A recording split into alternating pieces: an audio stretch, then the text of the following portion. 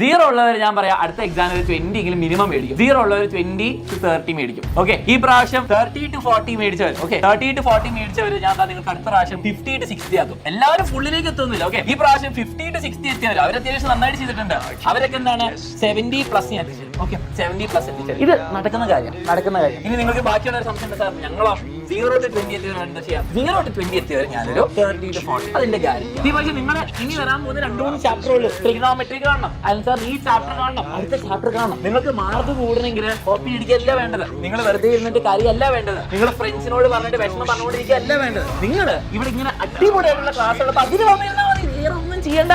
നിങ്ങൾക്ക് വേണ്ടി എത്ര അടിപൊളി ടീച്ചേഴ്സ് എക്സാം ഒരുക്കി തരുന്നുണ്ട്, ഒന്ന് കാണാം. ഫ്രണ്ട്സ് ഒക്കെ ഇല്ല കൂടെ, ചാറ്റൊക്കെ എന്താ രസമല്ലേ? ചാറ്റിൽ അല്ലാതെ ഇത്രയും ഒരു കമ്മ്യൂണിറ്റി ആയിട്ട് ഒരു ഫാമിലി ആയിട്ട് ഇരുന്ന് പഠിക്കുമ്പോൾ രസമല്ലേ? ഇല്ല, കേരളത്തിൽ തന്നെ ഇത്രയും വലിയ ആൾക്കാർ 7:30 ഒരുമിച്ച് വരുന്നു ഒരു യൂട്യൂബ് ലൈവ് കാണാൻ വേണ്ടി. എന്താ രസം? തന്നെ ഇരുന്നാലും പഠിക്കണ്ട, എല്ലാവർക്കും ഒരുമിച്ചിരുന്ന് പഠിക്കാം. ഓക്കെ.